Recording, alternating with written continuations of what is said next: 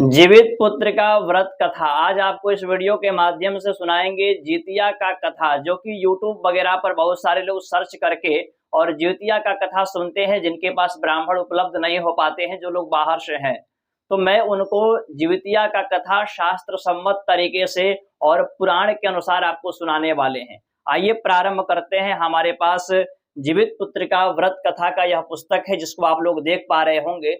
बहुत ही प्राचीन पुस्तक है और शास्त्र सम्मत पुस्तक है, और इसी पुस्तक के अनुसार आपको कथा सुनाएंगे, क्योंकि यूट्यूब वगैरह पर तरह तरह की कथाएं आपको सुना करके उस पर डाला गया है, जिसको सुनते हैं आप लोग या माताएं सुनती हैं। लेकिन आज आपको शास्त्र सम्मत तरीके से और एक नियमित रूप से आपको कथा सुनाने वाले हैं। सबसे पहले आप जहां कहीं भी बैठे हैं, हाथ पैर धुल करके एक पवित्र आसन पर बैठ जाइए और लोटा में जल लेकर के अपने ऊपर छिड़किए, और गणेश जी का और कुल देवी देवताओं का स्मरण करके पुष्प उपलब्ध हो तो हाथ में फूल ले लीजिए, या ऐसे ही हाथ जोड़ करके इस कथा को श्रवण करिए। तो आइए प्रारंभ करते हैं ये जीवित पुत्र का व्रत की कथा। ध्यान पूर्वक सुनिएगा, बहुत ही महात्म्य बताया गया है इसका। तो आइए प्रारंभ करते हैं। सबसे पहले गणेश जी का स्मरण कर लीजिए, कुल देवी देवताओं का स्मरण कर लीजिए, और आइए इस कथा को श्रवण करिए। कथा को प्रारंभ करते हैं। आपको हिंदी में ही सुनाएंगे क्योंकि आपको समझ में आएगा। सबसे पहले कथा में कहा जाता है, एक बार नैमिषारण्य के निवासी ऋषियों ने संसार के कल्याणार्थ सूत जी से पूछा। यानी संसार के कल्याण के लिए नैमिषारण्य में ऋषियों ने सूत जी से पूछा, हे सूत, कराल कलिकाल में लोगों के बालक किस तरह दीर्घायु होंगे। यानी कलयुग में लोगों के बालक किस प्रकार से दीर्घायु होंगे, इसके लिए क्या कुछ उपाय है। सूत जी बोले, जब द्वापर युग का अंत और कलयुग का आरंभ था, उसी समय बहुत सी शोकाकुल स्त्रियों ने आपस में सलाह की कि क्या इस काल में माता के जीवित रहते पुत्र जाएंगे, यानी माता के जीवित रहते पुत्र की मृत्यु हो जाए, उससे कैसे बचा जाए। जब वे बोले आपस में कुछ निर्णय नहीं कर सके, तो फिर सूत जी से पूछे। उन्होंने कहा, तब गौतम के पास पूछने के लिए गई, गौतम ऋषि के पास में। जब उनके पास पहुंची तो उस समय गौतम जी तब गौतम जी के पास पूछने के लिए गई, तब उनके पास पहुंची। गौतम जी के पास में ये सभी लोग पहुंची, तो उसी समय गौतम जी आनंद के साथ बैठे हुए थे। उनके सामने जाकर उन्होंने मस्तक झुकाकर प्रणाम किया। तदंतर स्त्रियों ने पूछा, हे प्रभु, इस कलयुग में लोगों के पुत्र किस तरह दीर्घायु होंगे, जीवित रहेंगे। इसके लिए कोई व्रत या तप हो तो कृपा करके बताइए। इस तरह उनकी बात सुनकर गौतम जी बोले, आपसे मैं वही बात कहूंगा जो मैंने पहले से सुन रखा है।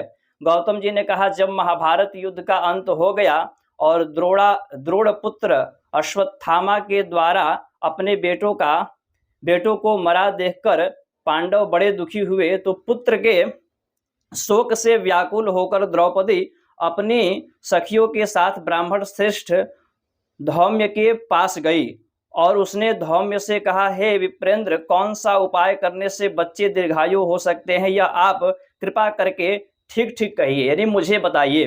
द्रौपदी जी पूछ रही हैं। तब बोले धौम्य बोले, सतयुग में सत्य वचन बोलने वाला, सत्याचारण करने वाला समदर्शी जीमूत वाहन नामक एक राजा था। जीमूत वाहन राजा थे, जिनका हम लोग पूजा करते हैं जिवितिया के दिन। एक बार वह अपनी स्त्री के साथ अपनी ससुराल गया और वही रहने लगा। एक दिन आधी रात के समय पुत्र के शोक से व्याकुल कोई स्त्री रोने लगी, क्योंकि वह अपने बेटे के दर्शन से निराश हो चुकी थी। उसका पुत्र मर चुका था। वह रोती हुई कहती थी, हाय, मुझ बूढ़ी माता के सामने मेरा बेटा मर जा रहा है। उसका रुदन सुनकर रोती हुई कहती थी, हाय, मुझे बड़ी माता के सामने, यानी माता के सामने पितृ की मृत्यु हो जाती है। राजा जीमूत वाहन बोले, मानो हृदय विदृढ़ हो गया। वह तत्काल उस स्त्री के पास गया और उससे पूछा, तुम्हारा बेटा कैसे मरा है। बूढ़ी ने कहा, गरुड़ प्रतिदिन आकर गांव के लड़कों को खा जाता है। इस पर उस दयालु राजा ने कहा, माता, अब तुम रो मत, आनंद से बैठो, मैं तुम्हारे बच्चे को बचाने का यत्न करता हूँ, यानी प्रयास करता हूँ। ऐसा कहकर राजा उस स्थान पर गया जहाँ गरुड़ आकर प्रतिदिन मांस खाया करता था, उसी समय गरुड़ भी उस पर टूट पड़ा और मांस खाने लगा। जब अतिशय तेजस्वी गरुड़ ने राजा का बायां अंग खा लिया तो झटपट राजा ने अपना दाहिना अंग फेर कर गरुड़ के सामने कर दिया। यह देखकर गरुड़ जी ने कहा, तुम कोई देवता हो? कौन हो तुम? मनुष्य तो नहीं जान पड़ते हो। अच्छा, अपना जन्म और कुल बताओ। पीड़ा से व्याकुल मन वाले राजा ने कहा, हे पक्षीराज, इस तरह से प्रश्न करना व्यर्थ है। तुम अपनी इच्छा भर मेरा मांस खाओ। यह सुनकर गरुड़ रुक गए और बड़े आदर से राजा के जन्म और कुल की बात पूछने लगे। राजा ने कहा, मेरी माता, राजा बता रहे हैं गरुड़ जी से। राजा ने कहा, नाम है शैव्या और मेरे पिता का नाम है शालिवाहन है। सूर्य वंश में मेरा जन्म हुआ है और जीमूत वाहन मेरा नाम है। जीमूत वाहन उनका नाम है। राजा की दयालु देखकर गरुड़ ने कहा, हे महाभाग, तुम्हारे मन में जो अभिलाषा हो वह वर मांगो। यानी कि आपके मन में जो भी इच्छा हो, गरुड़ जी बोलते हैं जीमूत वाहन से, आप उसको मांगो, मैं आपको दूंगा। यदि आप मुझे वर दे रहे हैं तो वर दीजिए कि आपने जब तक दिन प्राणियों को खाया, मतलब जितने दिनों तक प्राणियों को खाया, जितने लोगों को खाया, वे सब जीवित हो जाएं।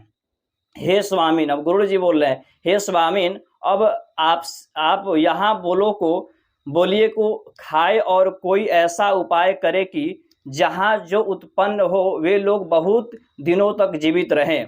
धौम्य ने कहा, पक्षीराज, गरुड़ राजा को वरदान देकर स्वयं अमृत लाने के लिए नागलोक चले गए। वहां से अमृत लाकर उन्होंने उन मरे मनुष्यों की हड्डियों पर बरसाया। जो जितने लोगों को गरुड़ जी खाए थे या जो लोग मृत्यु हो गया था, उन लोगों की हड्डी बची थी, तो उन लोगों के हड्डियों पर उन्होंने मनुष्यों के हड्डियों पर बरसाया, जो कि अमृत लाने गए थे, अमृत लेकर के आए। ऐसा करने से सब लोग जीवित हो गए। जिनको कि पहले गरुड़ ने खाया था, राजा के त्याग और गरुड़ की कृपा से वहां वालों का बहुत कष्ट दूर हो गया। उस समय राजा के शरीर की शोभा दूनी हो गई, शरीर की शोभा राजा की बढ़ गई। जिसका हाथ भी, राजा का हाथ भी खा लिए थे गरुड़ जी, तो उनकी शोभा बढ़ गई और राजा प्रसन्न भी हुए। राजा की दयालुता देखकर गरुड़ ने फिर कहा, मैं संसार के कल्याणार्थ, संसार के कल्याण के लिए और वरदान दूंगा। राजा और प्रसन्न हुए क्योंकि गरुड़ जी दूसरा वरदान देने वाले थे। आज आश्विन कृष्ण सप्तमी से रहित शुभ अष्टमी तिथि है।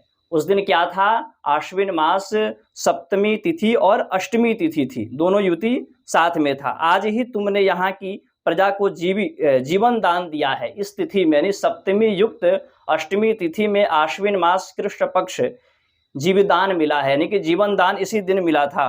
वत्स, अब से यह दिन ब्रह्म भाव हो गया है, यानी ब्रह्म भाव हो गया है, जो मूर्ति भेद से विविध नामों से विख्यात है। वही त्रैलोक्य से पूजित दुर्गा अमृत प्राप्त करने के अर्थ में जीवित पुत्रिका कहलाई है। सो इस तिथि को जो स्त्रियां उस जीवित पुत्रिका की और कुश की आकृति बनाकर तुम्हारी पूजा करेंगी, तो वो दिनों दिन उनका सौभाग्य बढ़ेगा और वंश की भी बढ़ोतरी होती रहेगी। अब देखिए, यहाँ पर कह रहे हैं कि कुश के बना करके और इस दिन जीमूत वाहन का पूजा करने से सौभाग्य में वृद्धि होता है और पुत्र की वृद्धि होते जाता है और दीर्घायु भी होता है। हे महाभाग, इस विषय में विचार करने की आवश्यकता नहीं है। हे राजन, सप्तमी से रहित और उदया तिथि की अष्टमी, सप्तमी से रहित उदया तिथि की अष्टमी को व्रत करे, यानी सप्तमी विद्ध अष्टमी जिस दिन हो उस दिन व्रत न कर शुद्ध अष्टमी को व्रत करे, जो कि इस बार 25 अक्टूबर 2024 को है और दिन है बुधवार। और नवमी में पारण करे। नवमी में पारण करने के लिए बता रहे हैं, यानी कि अगले दिन 26 तारीख को आप पारण कर सकते हैं। यदि इस पर ध्यान न दिया गया तो फल नष्ट हो जाएगा, यानी कि तिथि की युति रहनी चाहिए, शुभ मुहूर्त में इस व्रत त्योहार को करना चाहिए, तभी जाकर के इसका फल मिलेगा। आगे कहते हैं कथा में, और सौभाग्य तो अवश्य ही नष्ट हो जाएगा।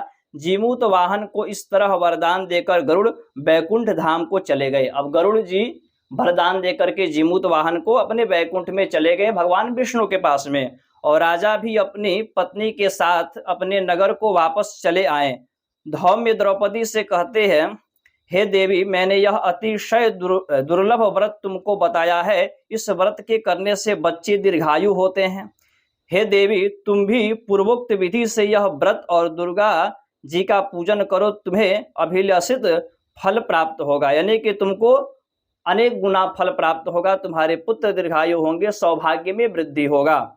मुनिराज धौम्य की बात सुनकर द्रौपदी के हृदय में एक प्रकार का कौतूहल उत्पन्न हुआ, यानी कि खुशी उत्पन्न हुई, और पुरावासिनी स्त्रियों को बुलाकर, यानी कि पहले के जो स्त्री दुखी थी या जो लोग उनके साथ थे, सभी लोगों को बुलाकर उनके साथ वह यह उत्तम व्रत की चर्चा की, यानी कि उत्तम व्रत को बताया। गौतम ने कहा, यह व्रत और उसके प्रभाव को, गौतम जी कह रहे हैं, इस व्रत और उसके प्रभाव को किसी एक चिन्ही ने सुन लिया और वह और अपनी सखी सियारिन को बतलाया, यानी कि सियारिन उसकी सखी थी, उसको बतलाया।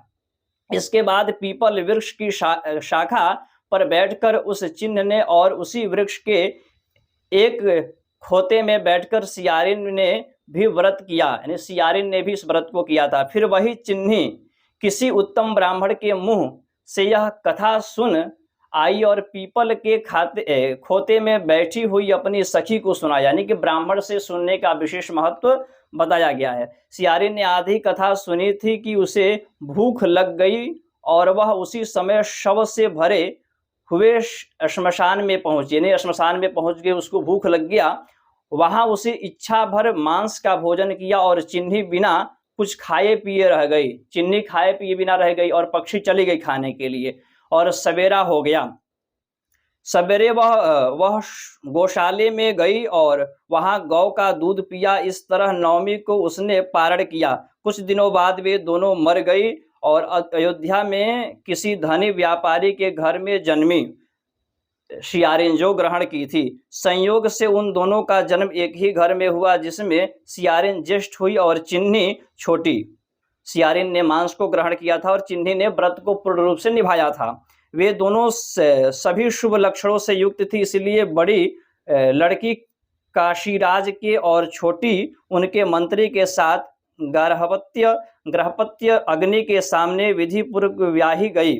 पूर्व जन्म के कर्म फल से वह मृगनयनी रानी हुई, यानी कि पूर्व जन्म में उसने जो कर्म किया था उस कर्म के अनुसार मृगनयनी रानी हुई। जिस किसी भी संतान को उत्पन्न करती वह मर जाती थी, क्योंकि व्रत का उसने पालन नहीं किया था। और पूर्व जन्म की बातों को स्मरण करने वाला मंत्री की पत्नी ने अष्ट वसुओं के सदृश तेजस्वी 8 बेटे उत्पन्न किए। जो व्रत को पूर्ण रूप से निभाई थी चिन्ही, उसने अगले जन्म में 8 पुत्र उत्पन्न किए और सभी जीवित रह गए। सभी बच्चे उनके दीर्घायु हुए। अपनी बहन के पुत्रों को जीवित देखकर ईर्ष्यावश राजपत्नी ने अपने स्वामी से कहा कि यदि तुम मुझे जीवित रखना चाहते हो तो इस मंत्री के भी पुत्रों को उसी जगह भेज दो जहां कि मेरे बेटे गए हैं, यानी कि मेरे बच्चे जो मरे हैं तो उनको जलन होने लगा उनसे, और अपने पति से बोले उनको भी वहीं भेज दो, नहीं कि मार दो, अर्थात इन्हें मार डालो। यह सुनकर राजा ने उस मंत्री के पुत्रों को मारने के लिए कई प्रकार के उद्योग किए, पर मंत्री पत्नी जीवित पुत्रिका के पुण्य बल से बचा लिया। यानी कि जीवित पुत्रिका व्रत में इतनी शक्ति है, इतनी ताकत है कि उनके माता जी ने इस व्रत को करके उन 8 बच्चों को बता लिया। राजा कितना भी प्रयास किया उसको मार नहीं पाया। एक दिन राजा ने अपने आदमियों से उन पुत्रों का सिर कटवाकर पिटारी में रखवाया और वह पिटारी उनकी माता मंत्री पत्नी के पास भेज दिया। किंतु वे 8 सिर बेशकीमती जवाहरात हो गए और भले चंगे वे 8 लड़की अपनी माता के पास वापस चले गए। सिर काटने के बाद भी जो बच्चे थे उनके माता के पास चले गए और उनके पास खोखला सा चला गया। उनको जीवित देखकर राजपत्नी को बड़ा विस्मय हुआ। राजपत्नी जो राजा की पत्नी थी बहुत मूर्छित हो गई, या कहे कि बहुत ज्यादा देख करके शोक हो गई। अंत में वह मंत्री की पत्नी के पास आई और उसने पूछा, बहन तुमने कौन सा ऐसा पुण्य किया है जिससे बार बार मारे जाने पर भी तुम्हारे बेटे नहीं मरते। अब हार पास करके वे चली गई मंत्री के पत्नी के पास और जाकर के वहां पर पूछती है कौन सा ऐसा पुण्य किया है कि इतने बार मारने के बाद भी तुम्हारे बच्चे मर नहीं रहे हैं, उसी प्रकार से जीवित रह रहे हैं। इस पर मंत्री की पत्नी ने कहा पूर्व जन्म में मैं चिन्ही थी। अब उनको याद दिला रहे हैं कि पूर्व जन्म में मैं चिन्ही थी और तुम सियारिन। हमने और तुमने साथ साथ जीवित पुत्रिका का व्रत किया था। पूर्व जन्म में दोनों आपको पहले ही बताए थे कि चिन्ही और सियारिन थी और एक साथ व्रत किया था। तुमने व्रत के नियमों का भली भांति पालन नहीं किया था और मैंने किया था, यानी कि चिन्ही ने व्रत का पालन किया था और तुमने व्रत की पालन नहीं किया था। इसी दोष से हे बहिन तुम्हारे बेटे नहीं जीते हैं।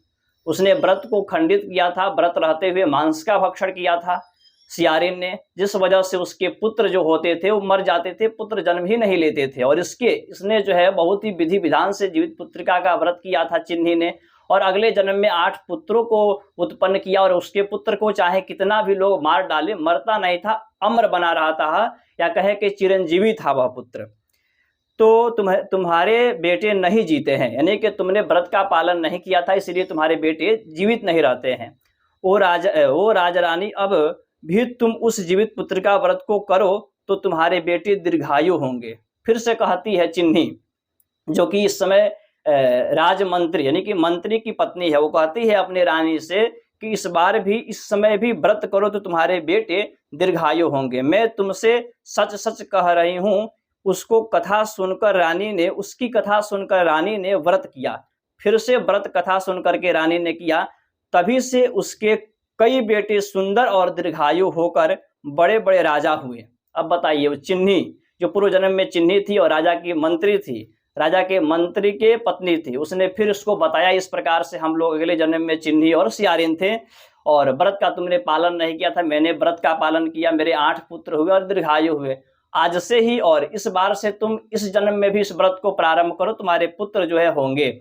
और उस व्रत को फिर करती है यानी राजा की पत्नी सियारिन, और करती है तो कई सारे उनके पुत्र होते हैं, सुंदर सुशील, और साथ ही साथ दीर्घायु होते हैं और बड़े बड़े पद को प्राप्त करते हैं, राजा होते हैं। सूत जी कहते हैं कि सब प्रकार का आनंद देने वाला मैंने यह दिव्य व्रत बतलाया। स्त्रियां चिरंजीवी संतान चाहती हो तो वे विधि पूर्वक यह व्रत करे। सूत जी बोलते हैं इस व्रत को स्त्रियां यदि विधि पूर्वक करे तो निश्चित रूप से उनकी कल्याण होगा और उनके पुत्र जीवित रहेंगे और दीर्घायु होंगे, जो कि कलयुग में उम्र बताया गया है पूर्ण रूप को प्रदान करेंगे। यानी कि स्त्रियों को यह व्रत करना बहुत ही सौभाग्यशाली है। और हम लोगों ने आज शास्त्र सम्मत तरीके से इस कथा को श्रवण किया और एक एक चीज मैंने आपको हिंदी में समझाया।